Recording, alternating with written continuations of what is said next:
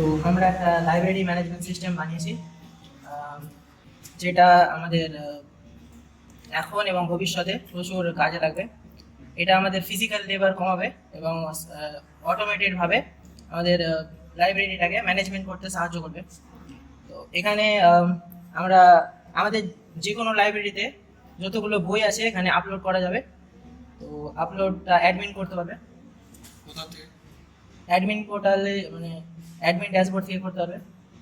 এটা আমাদের মানে করা ইউজার ড্যাশবোর্ড আছে। তো অ্যাডমিন ড্যাশবোর্ড থেকে আমাদের বুক অ্যাড করা যাবে।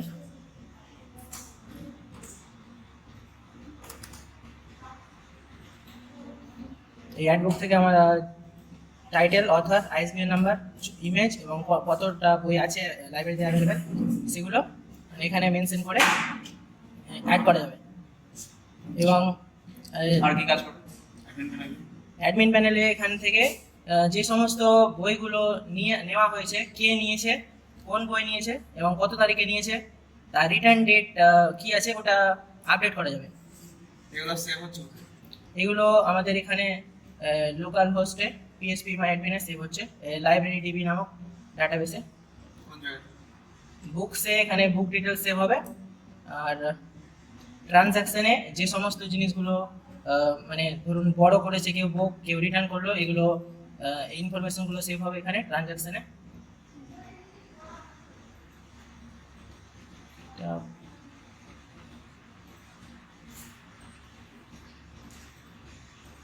এখানে ট্রানজ্যাকশনে এগুলো সেভ হবে।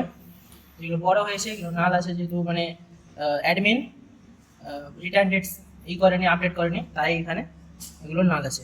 আর যেগুলো রিটার্ন ডেট আপডেট করা হয়েছে, আর কি টেবিল আছে? আর একটা ইউজার্স টেবিল আছে যেটাতে যতগুলো ইউজার থাকবে ইনক্লুডিং অ্যাডমিন সবাই থাকবে এখানে। আর পাসওয়ার্ডগুলোকে হ্যাশ করা হয়েছে, যেগুলোতে পাসওয়ার্ড যা থাকবে ওটা অ্যাডমিন দেখতে পাবে না, শুধুমাত্র ইউজাররাই দেখতে পাবে। ইউজার দেখতে পাবে পাসওয়ার্ড? না, ওই তো নিজের পাসওয়ার্ড দিবে, তো জানবে না, মানে ইউজারদের পাসওয়ার্ডগুলো অ্যাডমিন দেখতে পারবে না আর কি। আর এখান থেকে বললাম, আবার এখান থেকে মানে যে রিটার্ন ডেট আপডেট করা যাবে। আর যে বই যদি রিটার্ন করে তাহলে সেই রিটার্ন স্ট্যাটাসটাও আপডেট করা যাবে। আজকে কেউ বই আপডেট করলে তো রিটার্ন করে দিলাম, এখানে রিটার্ন চললো। আজকে তারিখ 10 তারিখ, 10 তারিখে রিটার্ন হয়ে গেল। আর কি আছে? আর এখান থেকে আমাদের অ্যাডমিন চাইলে কোনো ইউজারকে ডিলিটও করতে পারে। ডিলিট করা? ডিলিট হয়ে গেল। ইউজার লগইন কিভাবে হবে? ইউজার লগইন, এটা লগ আউট করতে হবে, আবার লগইনে গিয়ে আবার ইউজার রেডি করতে হবে, ইমেল এবং পাসওয়ার্ড দিতে হবে।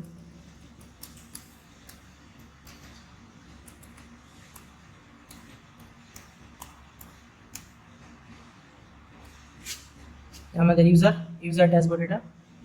এখান থেকে ওই মানে ইউজার যতগুলো বই বড় করেছে এবং যতগুলো বই রিটার্ন করেছে সেগুলো সমস্ত দেখতে পাবে।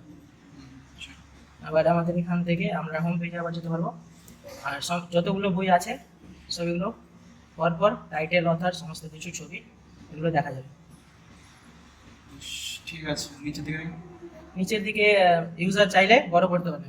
আর যদি আমাদের এখানে লগ আউট থাকে, মানে যদি ইউজার লগ ইন না করে বা অ্যাডমিন লগ ইন না করে, তাহলে এখানে আমাদেরকে লগ ইন পেজে রিডাইরেক্ট করে দেবে। রেজিস্টার পেজে কাজ করবে? নিশ্চয়ই করবে। রেজিস্টার এখান থেকে সাইন আপ বাটন বা রেজিস্টারে ক্লিক করলো, আর এখানে রেজিস্ট্রেশনটা করতে পারবো। সেখানে লগইন পেজে, ওকে, একটা আননোন ইউজারের নাম ট্যাগ করুন। আননোন ইউজার, ধরুন এটাই আছে unknown user, email address smartphone. ঠিক আছে। আচ্ছা, এখানে আমি এগুলো সাবজেক্টগুলো দিয়েছি, কিন্তু সাবজেক্টগুলো স্পেসিফাই এখন করা নেই। অ্যাডমিন চাইলে এটাগুলোকে স্পেসিফাই করতে পারবে সাবজেক্টগুলোকে। এটা এখানে সব রিডাইরেক্ট করা আছে প্রত্যেকটা সাবজেক্টের ক্ষেত্রে। তাহলে এটা তোমাদের ইন ফিউচার আপডেট হবে? হ্যাঁ, ইন ফিউচার আপডেট করলে আরও অনেক জিনিস এখানে অ্যাড করা যাবে। ঠিকই। আর এখানে আমরা যেমন এখানে সাবজেক্ট ওয়াইজ সমস্ত বুক অ্যাড করা যাবে, যাতে খুঁজতে আরও সুবিধা হবে। আর লাইব্রেরি মানে তো লাইব্রেরিতে এসে পড়তেও পারে বুকস। হ্যাঁ, কিন্তু আমরা এখানে একটা ক্যাটালগ সিস্টেম বানিয়েছি, লাইব্রেরি বানাই। ক্যাটালগ শুধুমাত্র দেখতে পাবো শুধুমাত্র দেখতে পারবে কি আমাদের একটা ফিজিক্যাল লাইব্রেরিতে কতগুলো বুক আছে এবং সে তার স্ট্যাটাস আপডেট হবে, এই বড় করবে বা রিটার্ন করবে এগুলো আপডেট হবে, কিন্তু ওকে আসলে মানে ফিজিক্যাল বুকই ওকে পড়তে হবে এই লাইব্রেরি থেকে নিয়ে। তাহলে এটা হচ্ছে একটা জাস্ট Catalog। একটা স্টুডেন্ট ডাটাবেস মেইনটেইন করছে যেখানে কে কি বড় করেছে অথবা যে বুক কতগুলো অ্যাভেলেবল আছে, হ্যাঁ। তাই তো? আর যদি এখানে আমরা মানে আমি এটা করিনি অবশ্য, তো বুকসে যে যদি আপলোড করি কি এখানে 50টা এটা বুক কোন আছে ধরনের সাইটের মধ্যে পড়ে জানো? বলতে ওয়েবসাইটে কিছু টাইপ থাকে, সেটা তার মধ্যে কোন টাইপের মধ্যে পড়ে এটা? অফিসিয়াল ইনস্টিটিউটের ক্ষেত্রে বলবে .in মানে ইনস্টিটিউটের ক্ষেত্রে লাইব্রেরিটা চলবে আর কি। অবশ্যই ইনস্টিটিউটের ক্ষেত্রে চলবে, কিন্তু টাইপ থাকে ওয়েবসাইটে। সেই টাইপটা স্যার আমার জানা নেই। ঠিক আছে।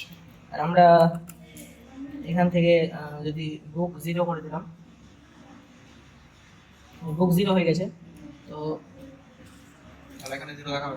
হ্যাঁ এখানে লগ ইন করে যখন আমরা বুক নিব, যে আর অ্যাডমিন আবার বুক বড় করতে পারবে না, অ্যাডমিন চাইলে বুক বড় করতে পারবে, শুধুমাত্র ইউজারই বুক বড় করতে পারবে।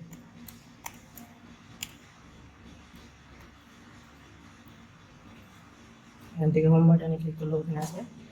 আবার এই বুকটা 0 আছে কোয়ান্টিটি, এখান থেকে যদি আমি বড় করি আউট অফ স্টক দেখাবে। যদি বুক থাকে অ্যাভেলেবেল আছে, আচ্ছা, এখানে যে মেসেজ বক্সটা ফ্লো করছে এটা কি জন্য করছে? এটা অ্যালার্ট দেখানোর জন্য। অ্যালার্টটা কি কিসের মাধ্যমে তৈরি? জাভাস্ক্রিপ্ট। আর এখান থেকে বড় করলেও এই অ্যালার্ট দেখাবে একটা যে আপনার সাকসেসফুল। আর এখান থেকে আমরা চাইলে সাবজেক্টগুলো সার্চ করতে পারি, কি কি সাবজেক্ট অ্যাভেলেবেল আছে আমাদের কাছে। যেমন এখানে স্পেস সায়েন্স, মারিন বায়োলজি বা স্পেস আছে, মারিন বায়োলজি, ন্যাচারাল সায়েন্স, এগুলো যদি আমরা এখানে হিস্ট্রি সার্চ করি তো হিস্ট্রিতে হিস্ট্রি চলে আসবে, এগুলো সার্চ করা যাবে। আর ইন ফিউচার আরও আপডেটের মাধ্যমে অনেক আরও ভালো করে এটা করা যাবে। ঠিক আছে।